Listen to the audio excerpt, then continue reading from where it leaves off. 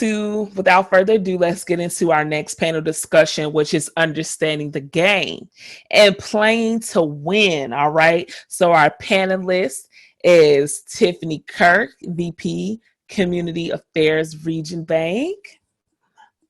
And then we have Mark Wingo, President and CEO of New Beginnings Financial Group, LLC. And then we have Miss Crystal Flint, head of girls basketball, Coach Crean Durham Hall. Welcome, welcome, welcome. If you all can hop on so we can see you. And we have 5 questions, and we will just go according to the screen. So I have Mark, Tiffany, Crystal. That's the order that I have on the screen. So the first question is, tell us a little about yourself. What do you do, and what experiences have you had that prepared you for the career you are in today? Unmute yourself, Mark. There we go. There we go. Well, my name is Mark Wingo, President and CEO of New Beginning Financial Group, tax, insurance, and financial advisory service company based out of Minnesota. Also have an office in Atlanta. Mr. Mark, you kind of pull back a little bit. You're going in and out. Hold on. Come. Keep talking. Can you hear me? Right there. Oh. All right, Okay. so, yes, we have an office in Atlanta, Georgia, and across the state. And I forgot the second part of your question.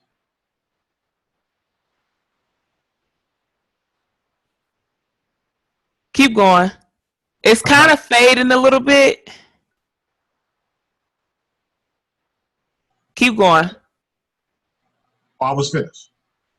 Say it one more time, because did y'all hear, Tiffany, Crystal, did you all hear it? Can you just say it one more time? Oh, my name is Mark Wingo, President and CEO of New Beginning Financial Group, a tax, insurance, and financial advisory firm based out of Minneapolis, Minnesota. Also with office in Atlanta, Georgia. Thank you so much. All right, Miss Tiffany. All right. Well, I'm Tiffany Kirk, and I'm the Vice President of Community Development for Regions Bank in Atlanta, Georgia. But I'm a St. Paul, Minnesota native, and I've been in Atlanta for 7 years now, since April of 2013. So that's just a little bit about myself. I also have a side project I'm working on called Project Restart, which is an initiative for ex-offenders that are looking for a restart in the areas of employment, entrepreneurship, or education. Awesome. Thank you. And Miss Crystal. Hey, hello, everyone. My name is Crystal Flint. I am originally from Boston, Massachusetts.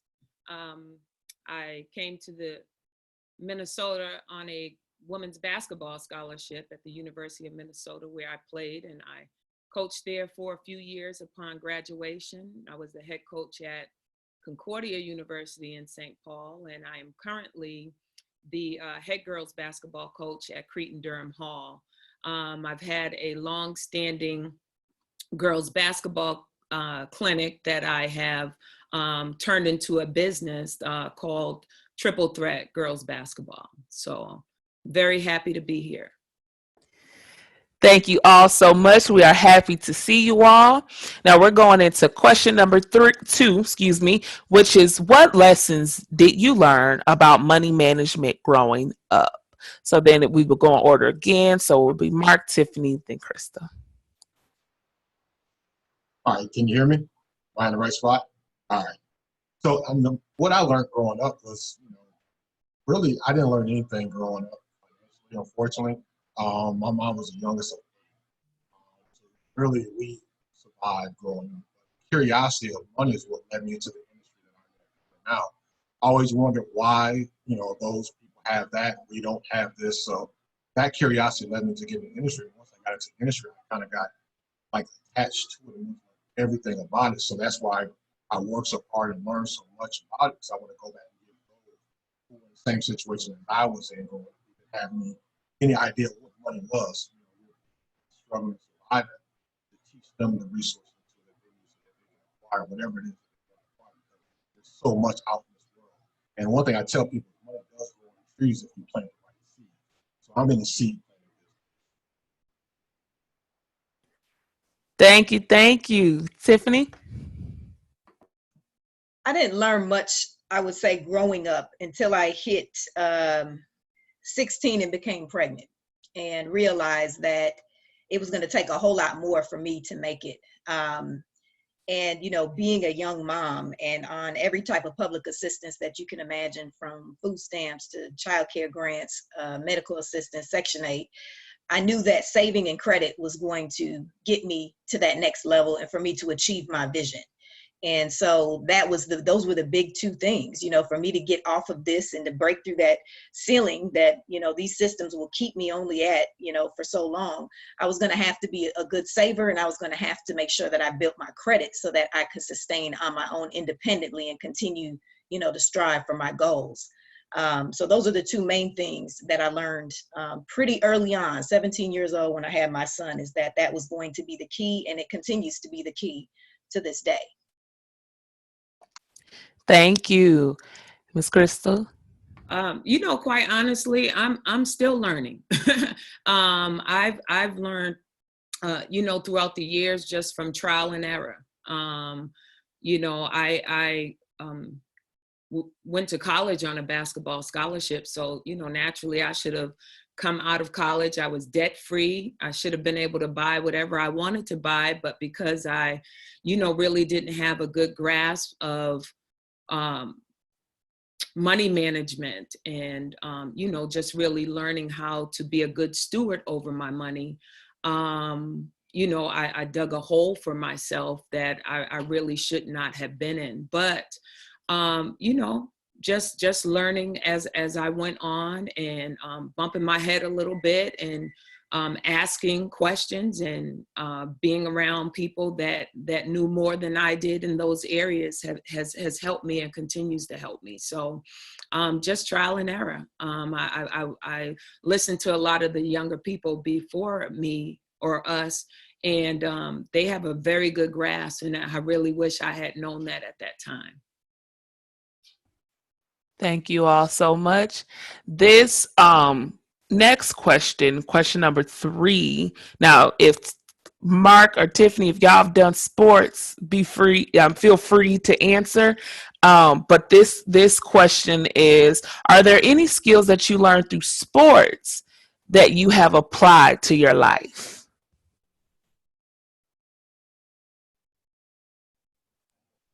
That might be a Miss Crystal question then, from the silence. Okay. I thought Mark was supposed to go first. Okay. Can y'all all feel comfortable answering that question? Yeah, I mean, I play sports, but I'll leave it to Chris. No. We can all answer it then. So Mark, Tiffany, then Crystal. I mean, the teamwork aspect. That's just the answer I would think is teamwork. But also learn that in order to be a good team, you have to be a good individual. Practice. Be in the lab shooting when other people are doing whatever. So you have to be a good individual. Steward over your time management and knowledge base.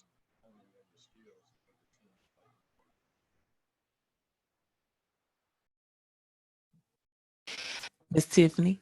All right. Well, I was one of those athletes that was never great at any one sport, but I was decent and I had a lot of fun. I played volleyball, I played softball, I did basketball, cheerleading.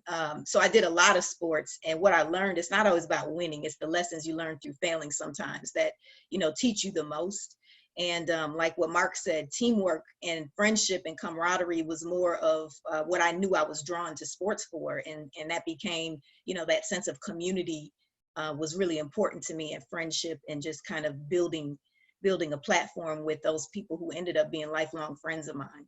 So again, it was more for me about just having fun and trying. I knew I wasn't going to be great. I wasn't going to be the leading point guard or anything else, but I knew that I was going to have fun. I was going to get out there and take a chance at something that I wasn't necessarily the greatest at. So it taught me that, some of the best lessons are through failures and taking chances. Thank you. And Miss Crystal. Yes, I think everything that I learned in sports, pretty much I applied to my life, even to this day, in terms of working hard, adapting and adjusting to change, and being welcoming to others that are different than myself. But one of the greatest lessons that I learned through sports was the importance of perseverance and trust in the process. I've had 3 ACL injuries, and it taught me, a lesson in perseverance and to not give up. And, just because things are delayed doesn't mean that it's denied. So, I learned those things through sports and obviously teamwork and, learning to adjust to people that are different than myself that I use, even now in the workplace. So those are some things that I think has carried me throughout my life. And, just being commitment. Awesome. Thank you all for that. And we're moving on to the 4th question. Why is having a good credit score important? And what are some lessons you've learned that can help youth prepare for home ownership and business ownership? And then we'll go in order. So Mark, Tiffany, and Crystal. Credit is very important, more so now than it has been. Now, credit determines everything. Where you live, or you, all types of insurance and everything like that. But one thing in particular that I've learned over the past, I would say, this pandemic's been going on for about six months or so. One thing that I've learned is you have to have your credit in order. A lot of people miss out on PPP, because of their personal credit. And that was a factor in some of the people. Unfortunately, by the credit, they need it, but also it helps you build business credit as well. There's another flip side that people don't realize. When you are an entrepreneur, you have a business credit. So you have to do that by building personal. You have to personally guarantee things in the beginning in order to establish business credit.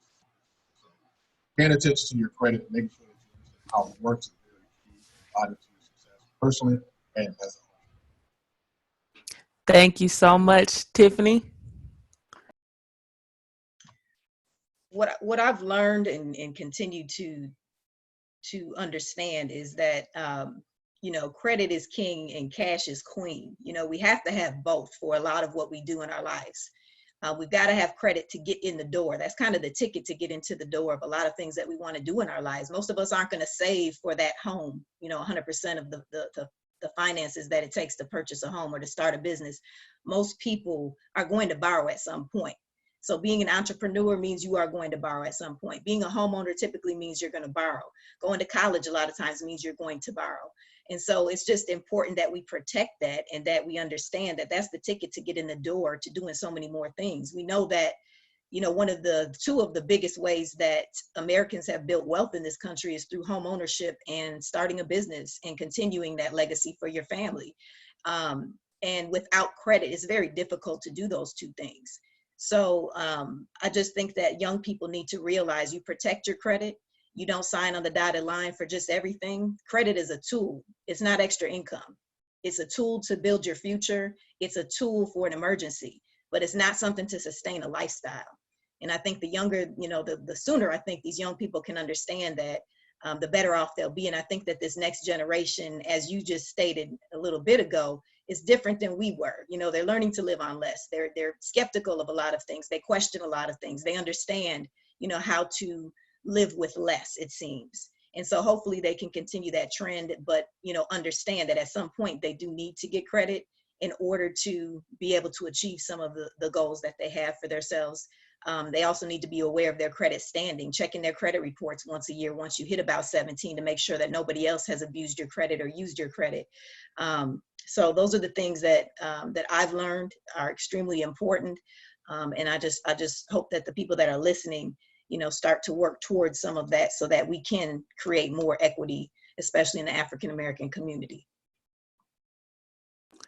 Thank you, Tiffany. Crystal? Yes, as I said, coming out of college, debt-free or I should have been debt free. I didn't have an understanding of the importance of credit. You know, when you're in college, you're able to, you know, apply for all these credit cards, and they're real easy to get starting out, but not understanding the importance of being wise in that. And I abused it, and it came back to haunt me as I got older.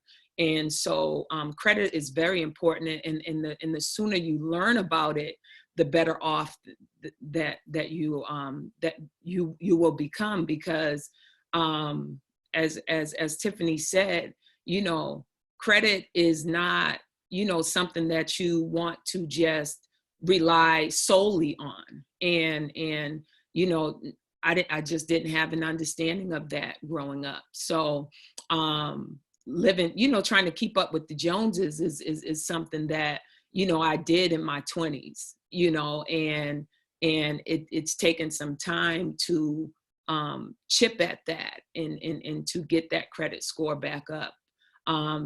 I eventually was able to, you know, purchase a home and purchase a car, but early on, I was able to do those things, but it was at a cost that was much higher than it should have been, you know. So I learned that you can get what you want, but it will cost a lot more than it should cost for you. Thank you all so much. Thank you. Thank you. And the last question is, based on the current social injustices, what we are currently seeing in our world, what are some solutions and advice? Let me start over. Based on our current social injustices, that we are currently seeing and witnessing in the world, what are some solutions and advice you can share to assist students with the next steps to build a more equitable society? If you need me to repeat it, let me know. Y'all good? Okay. We're gonna go in order. Mark, Tiffany, then Crystal. Wow, how much time we got? Max 3 minutes. That's wow. I mean, there's so much that I can say on this, because this is, I'm pretty sure everybody would agree. This is something that we thought long and hard of in the past few months. You know, and even more than that. But I think, oh, geez, where do I wanna go with this? I think we need to really, we really need to figure out who we are. More than anything. And then once we figure out who we are as individuals, we're passionate about what it is we want to achieve in life, and we go at it hard. We need to be at the top of our game, because we're in my opinion, right? I think we're in a transition mode, right? Us, especially as, you know, as Black African American people, we're in a transition when we have access to a lot more than our parents and grandparents had access to. And we can be some game changers, right? But we have to make sure that we are on top of our game. We're crossing our T's, dotting our I's. We're letting people know who we are, what we've accomplished, and what we are looking to accomplish going forward, and really take a stand and go after the rest of it, you know, because the future is so bright. I've been in the game for 20 years, and man, what I'm seeing people do in 2 years in the industry is it's crazy. It's crazy. And I'm just in back clapping for their success, because my journey was tough. I didn't have a voice back then. You know, when I got in the industry 20 years ago, I was the only Black guy in the room of financial people. And in the financial industry, it's an old white man's game. You know, so speak. Keep your voice loud, clear, and make sure it's heard, and use it for the right reasons. I'm telling you, this world's gonna look totally different in the next 10, 20, 50 years, and I'm excited. I'm just hopeful that I'm being a part of it, and I got my hands on a lot of different things to encourage people. But man, I'm excited about it. And I'm just going to end it there because I can keep going on. Tiffany. Thank you. All right, I agree with what Mark said. I think the future is bright. As hard as it is, I think, for a lot of us on certain days to stay optimistic with the way of the world right now, we got to keep our blinders up. We've got to disconnect sometimes to focus on what's important. And, talking about it is great, but we got to be about actions, and we have to start with ourselves, because sometimes I think we see these problems that are happening in the world with politics, with COVID, with, the racial injustice, the police murders, everything else, the black on black crimes in my hometown of St. Paul and Minneapolis is horrible, and it's not happening just there, but it's everywhere. And so it's discouraging sometimes to see those things, but we have to start with ourselves. And I think one of the most important things we need to do before we can give back and make change is to be right for ourselves. For the first time in my life, I got therapy. And I think that we have to not be afraid to say, I need to talk to somebody. I need a professional that can help me to navigate through some of my past traumas, through some of my past pains and regrets and all of those things. So I think right now is a time for healing before, again, we can proceed to help other people. I think it's a time for us to figure out what our lane is. I'm not, I'm going to recycle, but I'm not into environmental studies and making change there. But what I am into is social equity for people who've been incarcerated. And I knew that from a while back, working at Shakopee Women's Prison and working at a correctional program in Minneapolis. That's just where God led me. And I know that that's my thing. And I will continue to try to make an impact there with exposing those individuals and those that are underserved to the resources that they need. I'm a connector. I know Natalie said that with herself. I'm a connector. And so I'm going to do my best to pay it forward, because I wouldn't be where I'm at had it not been for other people connecting me to that next level. So we've got to lift as we rise. We can't just achieve greatness and not look back to pick up other people. This is not the end for me. I'll never get to a point where I can sit and be content with, now I can relax, now I can let go. I think we have to push. We have to educate ourselves. We did not learn real history in school. We got to pick up these books. There's one called The Color of Law that teaches us why things are the way they are, why the inequities happen from our government, being involved with so much injustice against Black folks and low-income individuals. So we got to start to educate ourselves. And again, we have to be very mindful of what our gifts are. Young people that are listening here, you can tutor individuals, you can mentor. If you've got something that you're good at, how can you get other people involved with what you're doing and what you have to offer? So that's what I think we need to just be mindful of is in order to create equity, we've got to play our part, but we have to start with ourselves, our own financial house, our own mental house, our own passions, our own interests. Awesome. Thank you so much, Tiffany and Miss Crystal. Yes, I like to echo, all that's been said. I think while we're, learning about ourselves and finding our why and getting in our lanes, I think it's also important to network and to build positive relationships, with others. I don't think that this is something that we can do individually. I think that we have to do this work collectively. I also think that, we have to start educating ourselves and support the businesses that are that share our like interest. I find myself during this time to be, extending myself to others. This is a tough time right now for all of us. And Tiffany, you mentioned about, getting therapy today. Before this call, I was on another Zoom with my team, talking about the importance of anxiety and how to overcome stress during these, tough times for all of us. And, we're being triggered, it seems like daily or weekly with the injustices that are happening. And we have to be there for each other and not, solely thinking about ourselves. I have to put on another hat to not only think about, my girls in terms of, have you been working out? But like, how are you? You know, how are you dealing with this? I think that we're all, you know, in this storm together, and but we, you know, we may have different sized boats that we're weathering this storm, but I think collectively, you know, we can get through it. But we have to, you know, stay in our lane and help each other out where we see fit. So I'm really honored to be, you know, amongst all of you. This has been really a great conversation, and I think it's needed, and it's good to see all the participants that are learning from this. Mark, Tiffany, Crystal, you all are so awesome.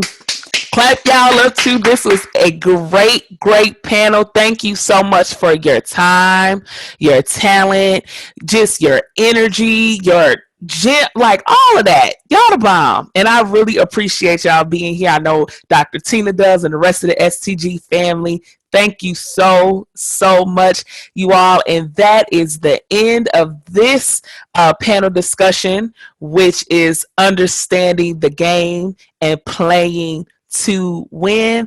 I have been your facilitator and moderator, Sarita Oduni. It has been a pleasure. Thank you so much.